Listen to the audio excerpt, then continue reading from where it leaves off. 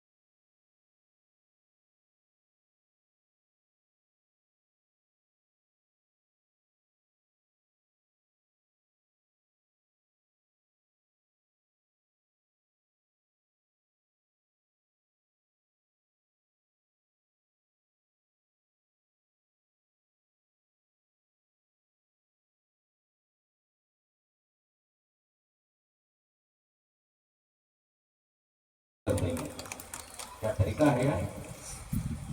तुम राजनीति में ठेकेदार हो, समझ में आता है। तुमने 5 साल तक थे ना एमएलए, आपके आगे 84 दिए, सरकार में भागीदार थे ना। क्या क्या बताओ, कुछ किया गया आपने? सरकार में 5 साल रहने के बाद में आपके लिए कुछ नहीं कर सके। मैं हर गांव में क्या लोगों ने कहा सब कुछ किया, यहाँ धोखा खा गया। उनका तो भला हो गया, उनका तो शीश महल बन गया, हवा महल। देखा ना, 3 करोड़ का मुझे बताया भाई बहन, में नहीं जानता, मैंने देखा नहीं उसी गांव में जाके। मैं आपके सामने 4 बार का एमएलए हूं, इस बार का नहीं हूं। 1995 से एमएलए का चुनाव लड़ रहा हूँ, 6 चुनाव लड़ा हूँ, 2 बार हारा हूँ, 3 बार 4 बार जीता हूँ, 1 बार प्रधान भी रहा हूँ। मैं तो पक्का मकान नहीं बना। उन्होंने पैसों की खेती कौन से खेत में की बता दे भैया। आदिवासी के नाम से वोट मांगने वाला, आदिवासी की वकालत करने वाला, तो ये तो बता कौन से खेत में विदा किए? आदिवासी के नाम से लूट खाने का धंधा चलेगा क्या? नहीं चलेगा। अगर आदिवासी नाम से मैं भी लूटने का धंधा करूंगा तो मेरा भी काला मुंह करके खड़े भेजना भाई बहनों, जब आपका भला। राजनीति ऐसे नहीं चलेगी, ताकत से खड़ा होना पड़ेगा, ताकत से। और नहीं खड़े हो गए तो ऐसे हमारे जैसे नेता आकर के आपको डुबा के चले जाएंगे, लूट लूट के खा जाएंगे। फिर आप कहते हैं वैसा मेरे यहाँ पे ये भी नहीं हो। आपके यहाँ जो पीएससी बिल्डिंग का भवन इतना तो क्या जगमग, 100 में से 45 भर्ती 100 भर्ती होगी, उसमें से 45 लड़के इस आदिवासी के क्षेत्र के लगेंगे। ये कानून बना करके हक दिया, जिसका कोई मास्टर बना होगा, कोई पटवारी बना होगा, कोई डॉक्टर बना होगा। भाइयों बहनों, क्या आदिवासी के लिए हमने नहीं किया? इस आदिवासी के लिए जितना कर सकते उतना किया और करेंगे। उन युवाओं के दर्द को समझते हैं, उनकी मदद करना चाहते हैं, लेकिन ऐसे लोग आकर के और आदिवासी के नाम से राजनीति करने वाले, वोटों की राजनीति करने वाले हमको बदला करके अलग दिशा में ले जा करके और समाज में खाई पैदा करने का काम कर रहे हैं। खाई को बांटना हमको, क्योंकि यहाँ पर देश में 36 ही कौम और साथ मिलकर के देश की ताकत बन सकते हैं। ये देश को तोड़ने वाली ताकत है। और हम चिमनी चलाते थे, लालटेन जलाते थे, और ज्यादा कुछ नहीं होता तो लकड़ी जला करके उजाला करके अपन जीवन यापन करते थे। देश के प्रधानमंत्री जी मोदी आने के बाद में सौभाग्य योजना बना करके कहा, जाओ प्रत्येक घर के गरीब के घर पे बिजली पहुंचाओ, खंबा भी ले जाओ, खड्डा भी खोदो और खंबा खड़ा भी करो, और उसके बाद में लाइन खींच करके मीटर लगा के दो। आपसे 1 रुपया नहीं दिया होगा भैया बहनों। इसके कारण प्रत्येक घर में आज बिजली का लट्टू चल रहा है। उसका कोई कारण है कि देश के प्रधानमंत्री नरेंद्र मोदी बाकी आज भी लाइट नहीं लग रही। क्या तमाशा सोचा था क्या? कभी नहीं सोचा। आप सब जंगल में जाते, लकड़ी लाते, लकड़ी ला करके और चूल्हा जलाती थी, यही होता था ना। और जब चूल्हा फूंकते तो आपकी क्या स्थिति होती थी? आधा धुआं तो हमारे फेफड़ों में जाता था, आधा धुआं हमारे आंखों में जाता था। आंखें भी खराब होती, फेफड़े भी खराब होते थे। देश के प्रधानमंत्री मोदी जी ने कहा, जाओ गरीब के घर पे भी उज्ज्वला योजना के अंतर्गत देश की टंकी और चूल्हा पहुंचाओ, बिना पैसों से पहुंचाओ। आपके चौराहे पे आकर के कैंप लगा करके आपको डायरी बना करके गैस का चूल्हा भी दिया होगा और बाटला भी उठा करके दिया होगा, पैसा नहीं दिया होगा। समर्थन करके जीते नहीं हारे, लेकिन आपने वोटों में बढ़ोतरी की है, इसके लिए आपको मेरा अभिनंदन भी करता हूँ, आपको धन्यवाद भी देता हूँ। देखिए भाइयों बहनों, ये लोकतंत्र है। लोकतंत्र में जिसको आप जिताते हो वो आपका जयपुर जाता है, दिल्ली जाता है, और जिसको हराते हो वो अपना घर जाता है। लेकिन 2-3 बातें हमको ध्यान रखनी पड़ेगी। लोकतंत्र में इसी वोट से आपका कर्म खुलता है, इसी वोट से कर्म फूटता है। अच्छा व्यक्ति जाएगा तो काम करेगा, और गलत जाएगा तो ऐश आराम करेगा। 77 साल हो गए देश को आजाद होने के बाद, और 77 साल में पैदा हुआ वो बुढ़ापा आ गया। आज भी हमारे यहाँ समस्याओं का अंबार है, बहुत सारी समस्याएं हैं। फिर लोकतंत्र में वोट किस बात का देते हैं? एक बार नहीं 18 बार तो लोकसभा का चुनाव हुए और 16 बार विधानसभा के चुनाव हुए। 18 बार एमपी बने, 16 बार एमएलए बने। आपके यहाँ 17 बार हो गया बाई इलेक्शन के बाद। एक बार कोई व्यक्ति आपसे गलत बात कह करके जीत के चला जाए।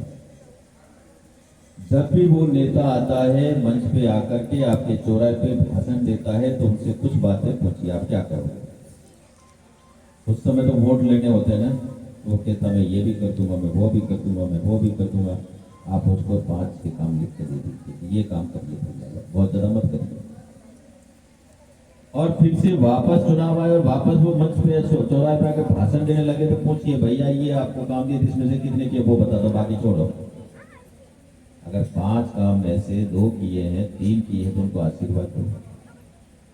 और उसके खाते में 0 जाता है तो उसका काला मुंह करके घर भेजने का काम करो, तभी आपका भला होगा। और इसी से लोकतंत्र में मजबूती भी आएगी। लेकिन हम लोग करते नहीं हैं, क्योंकि हम लोगों की थोड़ी सी आदत पड़ी है शक्लें देख करके तिलक करना। हाँ, ये अच्छा व्यक्ति है, चलो ठीक है। कांग्रेस ने इस धरती पर 50-55 साल तक इस देश पर राज किया, वार धन से लगा करके प्रधानमंत्री तक। आप उनसे पूछिए ना, आपने इतने वर्षों तक राज किया, आपको वोट दिया, आपने क्या किया, कुछ काम तो गिन करके बताइए। ये आपके गांवों में डामर की सड़क है, ये अटल बिहारी वाजपेयी देश के प्रधानमंत्री होते तो आज भी डामर की सड़क देखने के लिए हमको किसी हाईवे पे जाना पड़ता है ना, डामर की सड़क नहीं होती। अटल बिहारी वाजपेयी के कानून के कारण आज प्रत्येक गांव डामर से जुड़ा है। कांग्रेस की बदौलत जुड़ा, कारण नहीं जुड़ा है। अटल जी ने कहा अगर गांव का भला करना, गांव का विकास करना है, उस गांव को डामर से जोड़िए। उसने ये नहीं कहा कि भारतीय जनता पार्टी को वोट दे गांव को जोड़ेंगे, कांग्रेस को देता अन्य पार्टी को उसको नहीं जोड़ेंगे।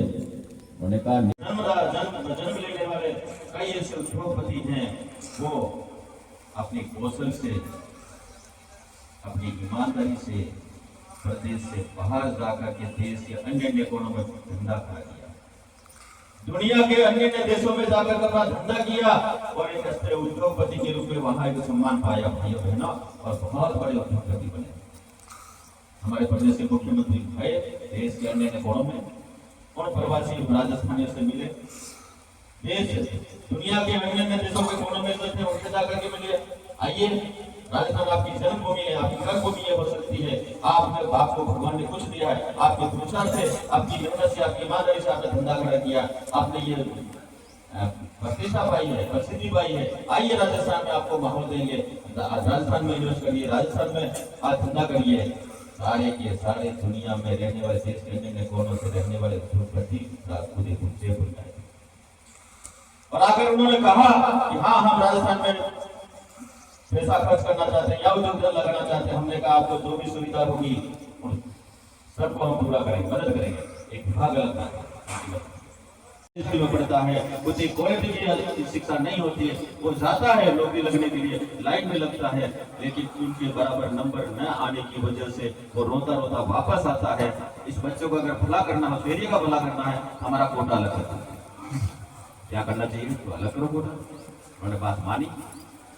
100 में से 45 भर्ती 100 भर्ती होगी, उसमें से 45 लड़के इस आदिवासी के क्षेत्र के लगेंगे। ये कानून बना करके हक दिया, जिसका कोई मास्टर बना होगा, कोई पटवारी बना होगा, कोई डॉक्टर बना होगा। भाइयों बहनों, क्या आदिवासी के लिए हमने नहीं किया? इस आदिवासी के लिए जितना कर सकते उतना किया और करेंगे। उन युवाओं के दर्द को समझते हैं, उनकी मदद करना चाहते हैं, लेकिन ऐसे लोग आकर के और आदिवासी के नाम से राजनीति करने वाले, वोटों की राजनीति करने वाले, हमको बदला करके अलग दिशा में ले जा करके और समाज में खाई पैदा करने का काम कर रहे हैं। खाई को बांटना हमको, क्योंकि यहाँ पर देश में 36 कौम और साथ मिलकर के देश की ताकत बन सकते हैं। ये देश को तोड़ने वाली ताकत है।